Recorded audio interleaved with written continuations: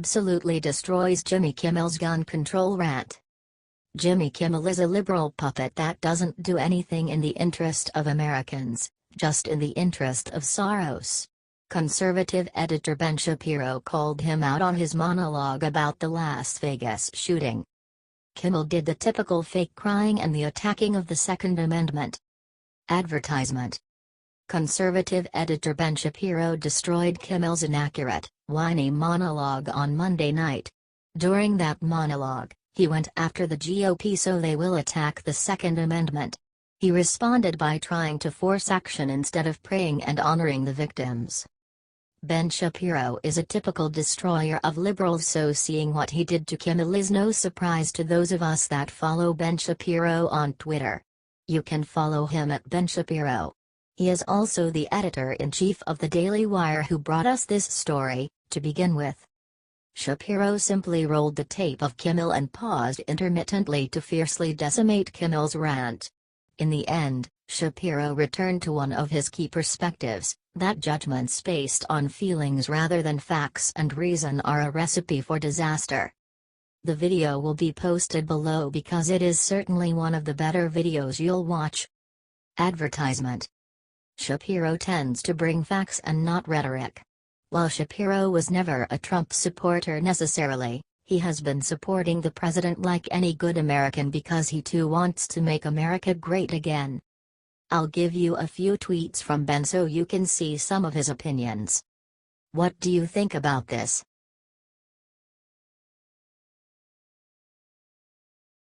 Just in: Paul Ryan betrays Second Amendment. Wisconsin needs to fire him now.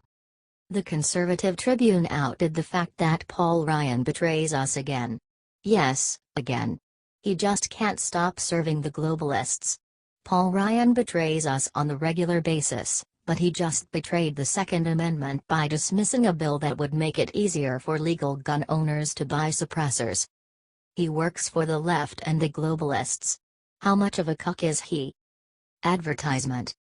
The bill is not scheduled right now. I don't know when it will be scheduled, Ryan announced Tuesday, making it clear the bill has been shelved indefinitely, as reported by the Chicago Tribune.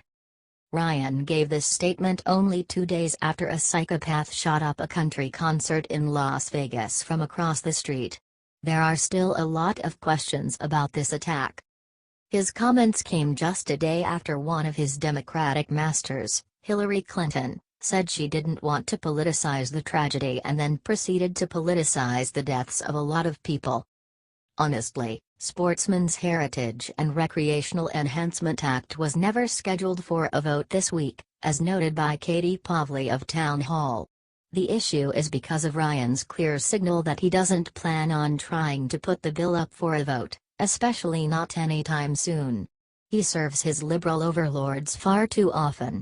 When 2 mass shootings force you to delay a bill that would make those mass shootings harder to detect and stop, maybe that's a sign you ought to let go of the bill once and for all, Senate Minority Leader Chuck Schumer reportedly said Tuesday following Ryan's surprise announcement. Advertisement. This is a man that was almost the vice president under another globalist named Mitt Romney. It's embarrassing that we almost elected that fool. What do you think of Ryan betraying all of us yet again?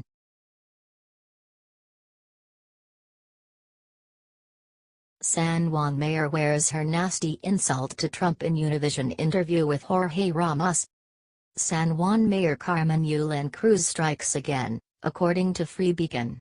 She made an appearance on the uber-liberal, Spanish-language media outlet, Univision.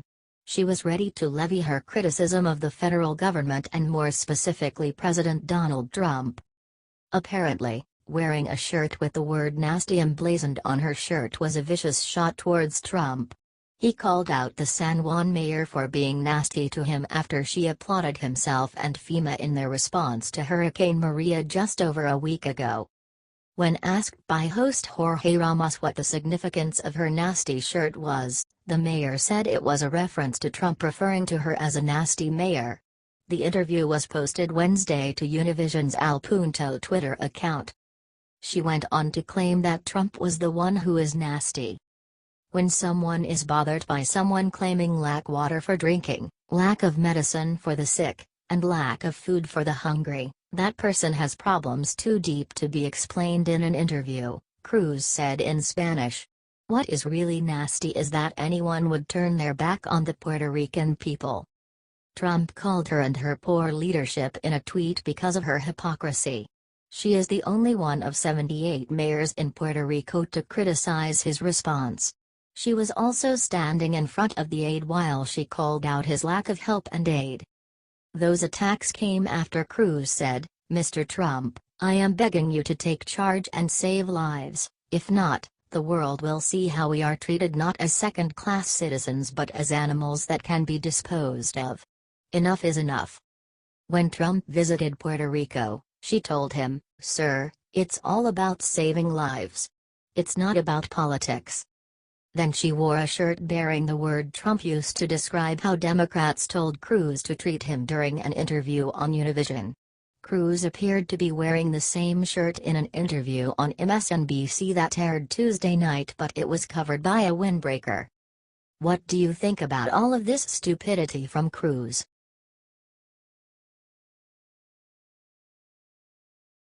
San Juan Mayor goes on TV, rips Trump again with ridiculous insult. The mayor of San Juan, Carmen Cruz, is an anti-Trump fanatic. Instead of focusing on helping devastated Puerto Rico, she focuses on running her mouth at POTUS. Recently she wrote a statement calming down a bit and saying she would meet Trump. Now, however, as New York Post reports, Cruz is back with more trash talk for the president. Following Trump's visit to the hurricane-devastated island, Cruz called him the miscommunicator-in-chief and said the following outrageous statement on CNN. Advertisement. I would hope that the President of the United States stops spouting out comments that really hurt the people of Puerto Rico. Seriously? This is a woman who supports terrorists and is a partisan Democrat hack. She's the one hurting people and ruining the rescue effort with her nonsense. Rather than commander-in-chief, he sort of becomes miscommunicator-in-chief, Cruz said. Advertisement. This is such garbage. President Trump and FLOTUS Melania both visited Puerto Rico today and met with rescue workers and survivors. The U.S. territory has suffered 16 confirmed fatalities so far and has almost no electricity as well as major issues with clean water.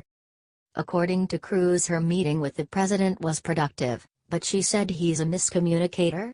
How does that make sense? During his Tuesday meeting, Trump thanked Puerto Rico Governor Ricardo Rossello for not playing politics, obviously a shot at Cruz. He was giving us the highest grades, Trump said of Rossello, adding that he appreciated that right from the start the governor was not playing politics. I just want to tell you that right from the beginning this governor was not playing politics, Trump said. He was giving us the highest grades. I think it's now acknowledged what a great job we've done, POTUS said. And people are looking at that.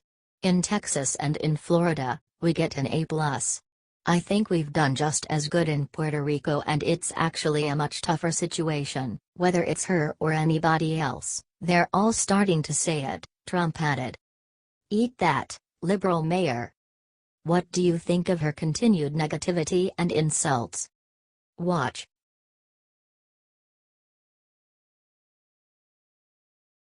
Leading anti-Trump congressional Democrat has just been named Woman of the Year. Maxine Waters is one of the leaders as an anti-Trump congressional Democrat. She's about as wild as they come. She suffers from Trump derangement syndrome, as she is the most hateful anti-Trump congressional Democrat. Hate is spreading across the nation according to World Politicus, and the Democrats are constantly battling the Republicans tooth and nail on everything. This seems to be out of spite. Advertisement. President Trump is going to win in 2020, and a leading reason will be because of the vitriol he is receiving during these trying times for the U.S. Whether you believe the shooting in Vegas was real or not, the country is having a rough time. We are fighting against 8 years of red tape put up by the Obama administration. Maxine Waters helped put up all of that tape.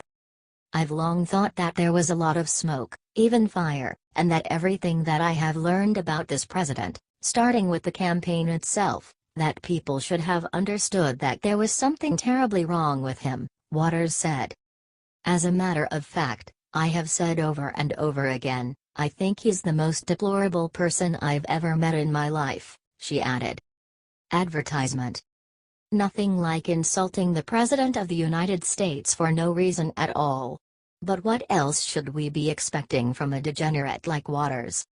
In fact, she has made it her sole mission to impeach Trump as soon as she can without citing any laws that he has broken as president.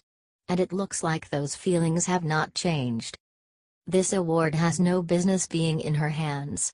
If they were less worried about who attacks Trump the most and started looking at the important things, Waters would be nowhere near this award.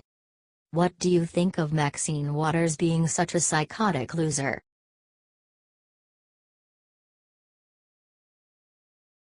Representative Steve Scalise breaks silence on Las Vegas shooting and Hillary will not be happy.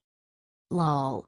Hillary Clinton thought she could count on one victim to take her side on the gun control debate, and Steve Scalise breaks his silence and breaks her narrative. Steve Scalise breaks his silence on the Las Vegas shooting because he is a victim of a shooting and he completely disagrees with the politicizing of the tragedy. Advertisement. In an interview with Fox News, he rebuked Democrats for using the shooting as an opportunity to promote gun control, according to Faith Family America. "We shouldn't first be thinking of promoting our political agenda," said Scalise, who returned to Congress last week but is still in physical therapy after the shooting. After the deadliest mass shooting in history happened on Sunday evening, Democrats across the board have been tweeting and begging for increased gun control because of the latest shooting. They want more gun control because the guns that were used are illegal and shooting people is illegal, so obviously more laws will help. The count hadn't been tallied and the bodies hadn't cooled before Hillary Clinton and Elizabeth Warren decided to politicize the issue on Twitter to their nutjob followers. Imagine the deaths if the shooter had a silencer, which the NRA wants to make easier to get. Of course, the stellar Sarah Huckabee Sanders called the losers out for their political goals during the White House press briefing. You've got to recognize that when there's a tragedy like this, the first thing we should be thinking about is praying for the people who were injured and doing whatever we can to help them, to help law enforcement, added Scalise. Scalise, along with other Republicans, believes the call for legislative action is premature. They want the families and America to have a chance to grieve before jumping to political agenda. What do you think of Scalise disagreeing with the morons on the left?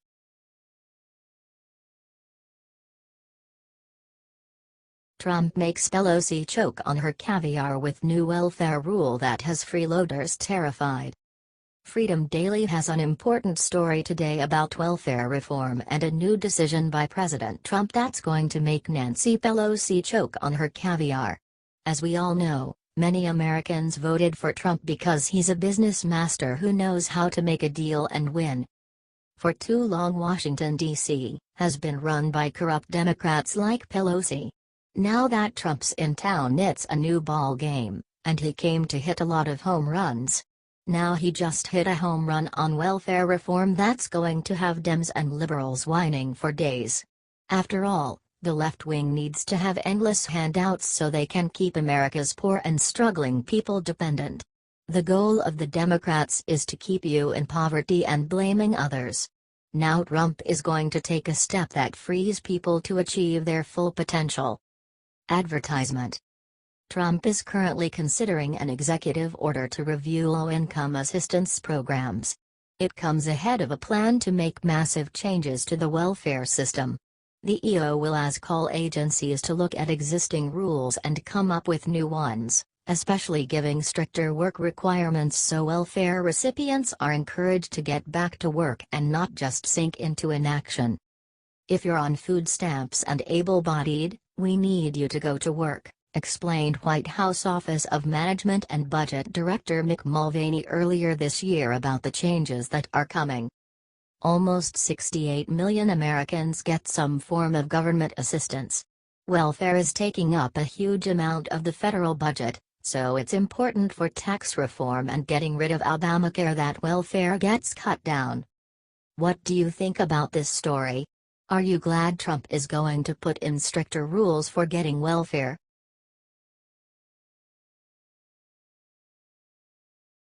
Michael Moore demands Congress replace Second Amendment with new 28th Amendment. Michael Moore just won't go away. He is like gum on the bottom of a shoe. Michael Moore demands that Congress passes the 28th Amendment. What is this amendment? It would repeal and replace the Second Amendment, says Breitbart. He is just trying to start a war.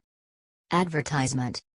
In a lengthy Facebook message, Moore said the new amendment would guarantee, states can have state militias, aka state National Guards, which are made up of citizen soldiers who are called upon in times of natural disasters or other state emergencies. It would also allow individuals to use guns for sport and gathering food and guarantees everyone the right to be free of, and protected from, gun violence. That is, the public's safety comes ahead of an individual's right to own and fire a gun. According to Breitbart, Michael Moore demands more government control than ever, making Americans ultimately prime victims for tyranny and conquer. His words, a well-regulated state National Guard, being helpful to the safety and security of a state in times of need, along with the strictly regulated right of the people to keep and bear a limited number of non-automatic arms for sport and hunting, with respect to the primary right of all people to be free from gun violence, this shall not be infringed. The left-wing nut believes that the amendment would be implemented on automatic and semi-automatic guns. All guns aside from bolt-action sniper rifles are at least semi-automatic. Well, shotguns aren't semi-auto either. He wants smart guns too to stop guns from working for some reason. Advertisement. Considering the process for amending the Constitution, as explained in the National Archives, all Moore needs now is a 2/3 vote for his amendment in the House of Representatives and a 2/3 vote in the Senate. After that, he'd need to get 38 out of 50 states to support the repeal of the Second Amendment. What do you think of this sacrilegious piece of shit?